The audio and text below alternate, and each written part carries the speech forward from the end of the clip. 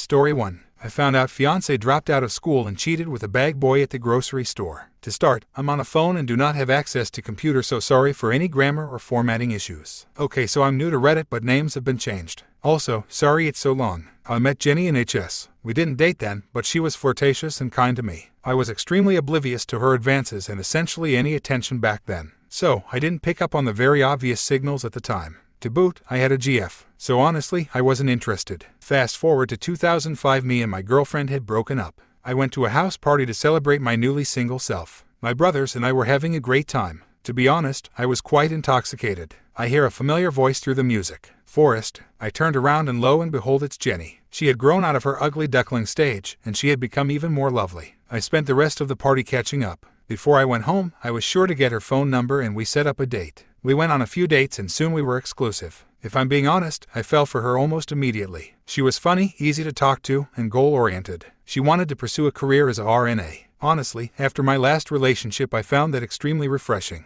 We instantly clicked. We had all the same hobbies, loved the outdoors, and enjoyed the same bad movies. Within the first 4 months, we moved into one of my grandfather's rental properties, and I believed we were genuinely happy. Over the next several months, we meet each other's families and friends. Eventually, she introduced me to her gay BFF, Dan. My best friend growing up was also gay. So, seeing that they were both single, I attempted to set them up on a date. As soon as I mentioned his name, Jenny and Dan both started to laugh. Dan says, "I know him and he's an ugly nerd." I was taken back and obviously offended on my friend's behalf. I told them both that belittling him wasn't cool. When Dan left, I asked Jenny if they were normally that snarky when they were together. She pretended she didn't know what I meant, and we moved on with our day. I worked as a certified welder for a union shop. I was making amazing money for someone that age. She worked as a clerk at local grocery store while also going to school. As time rolled on, I spent every waking hour with her. We did everything together, and I was truly in love. She was my world. I took her on dates to all the local hotspots, shopping trips, vacations, we went to concerts, and all the latest movies. Soon we were engaged. I spoiled her, if I'm being honest. Quite a downward spiral. So, Jenny, Dan, and I were going out of town to check out a shopping mall and grab some grub.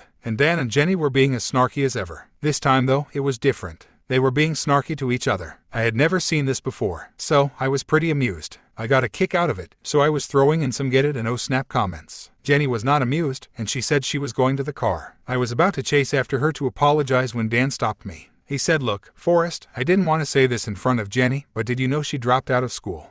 No, them, yeah, and that's not all. I'm not going to be that guy, but you need to ask her about Bubba. You treat her too good. Me, what? Dan, I've said enough. Do with it what you will. Just don't let that ball drop until I get out of the car. I was flabbergasted. I didn't know what to say or do. It was a very tense and quiet ride home. I dropped Dan off, thanked him for coming out with us. Then we went home. I thought maybe Dan was mad and just trying to throw some trouble Jenny's way, but decided to look into it some more. It didn't take long to find he wasn't lying about her quitting school. So, I checked her phone before I went work. There's Bubba. The more I looked, the more I found, until I had to get out of there. I was devastated, and quickly becoming unstable. I called off work and went to talk to my brother. We agreed the best way to handle things was to go get some stuff from the house while she was at work, then give her a time frame to be out by. I was just running on autopilot at bro's direction at this point. So, we went to the house and go inside. As it turns out, she was lying about her work schedule too. There are Jenny and Bubba. They had heard us coming in and started getting dressed. I wish I was stoic in the face of the situation. I was not. I chased Bubba out the house. He was quicker than he looked. I couldn't catch him. When I got back to the house, I started to yell, but all at once, reality struck, and I was just sobbing. My brother told her she had best get her things and be on her way. She tried to argue, but bro wasn't having it. He sat with me for the night, keeping me from calling her, keeping me from making a fool of myself. I spent days in haze of alcohol and tears, trying to ignore Jenny's calls, but I started getting more info. Apparently, Bubba worked with her. He was a grocery bagger. The affair was going on for at least a month, probably longer. That hurt. Honestly, I had no idea. There were no signs that I noticed at the time. She came and went at the same times. Had it not been for Dan, I would have never known. I would have been in a hollow train wreck of a marriage. I asked for my engagement ring back. Never got it. Eventually, the pain started to fade, and so did the calls. I came home one day from work and there's a letter in my mailbox with no mailing address. Of course, it's from Jenny. She says sorry for how it ended, but she has never believed in monogamy. She just liked all the things I did for her and that I treated her like a princess. That kinda made things crystal clear for me. She wasn't just a cheat and a liar. She's just all around awful person.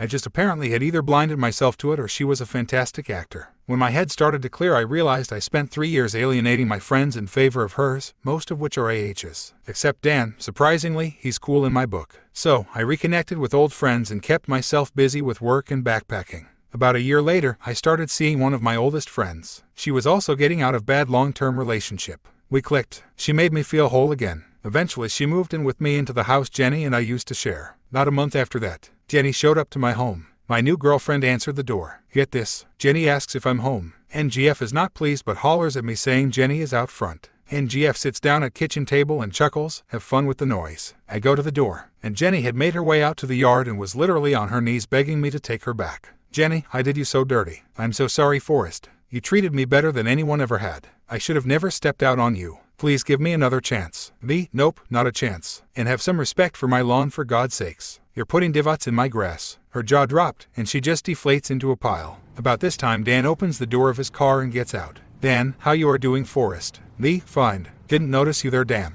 Doing all right. Dan, dealing with the drama. Sorry for the scene. Dan to Jenny, see hun. I told her you didn't have an ice cube shot in hell. Now get in the car, you mess in a dress. Me, take care of yourself, Dan. Dan, you too, Forrest. And at that, go inside. NGF had peeked the window and heard the whole thing. I caught her sliding back into her chair as I came in. We chuckled together. His whole story takes place over the course of 4 years. It ends 14 years ago. NGF became wifey. We have 2 kids, a son and daughter. We're happy, content, honest, and faithful. Jenny, from what I've heard, had a kid with criminal who has NC with his child. Also, she's gained a lot of weight. She messages me from time to time. I don't answer. As for Dan, I haven't heard from him since that day outside my house. Even so, he's still cool in my book. Reader comment. 5 minutes after just watching Forrest Gump for the umpteenth time, I get on Reddit and the first post I see is this. What are the odds? I pretty much read this entire post sounding like Forrest lol. I wish you and your family the best. Hope you get along like peas and carrots. Original poster, thank you kindly. Story 2.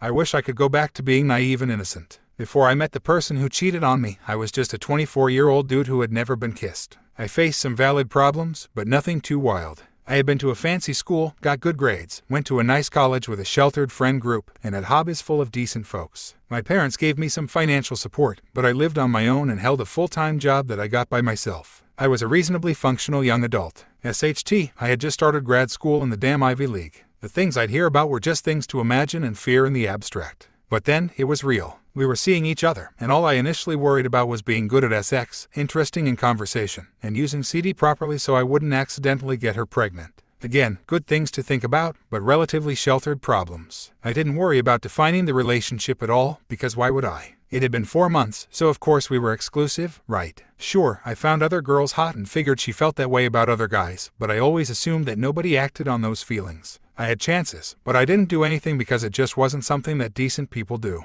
Well, it turns out that she did, with at least 2 others that she admitted to. Everything would trickle out little by little. It's been over 3 years since all that happened. We've been broken up for a long time, but I learned a lesson that I never wanted to, and now I see it everywhere. I've faced traumas that hurt me to the point that I couldn't hold a job for a while. I've had real monetary problems that, for most of my life, were something that was reserved for other people. I understood them conceptually, but I didn't have to live that sort of life. I've had employers who were legitimately malicious, not just disorganized and preoccupied. I've seen my family start to squabble with each other in ways that I thought were just fodder for movies. Sure, we fought all the time when I was young, but now I have old relatives who are legitimately making plans for when another one dies. I have a stable job now and, as of this past August, have secured the sort of job that I would have wanted a few years ago. I'm at least somewhat back on track, despite multiple years of trauma and turbulence. I have less money and less of a social safety net to fall back on, but I'm mostly okay. But I've been forced to grow up and I wish I could go back. I supervise students who are so much like the person I used to be. Entitled and lazy, maybe, but smart and full of promise. Unaware of how cruel the world can be. I wish I could blend my current wisdom with the naivete of my younger self. I'm too young to be old, even now. But instead of a hot and smart Harvard kid, I'm a balding and oft-injured random dude at a regular job with emotional baggage. I'm still functional, but I'm a shell of my former self. Reader comment. Opus, have you thought about or been in therapy? You understand cheating has nothing to do with the betrayed person, all has to do with the cheater. Consider yourself lucky that she didn't get a wedding and kids out of it all too.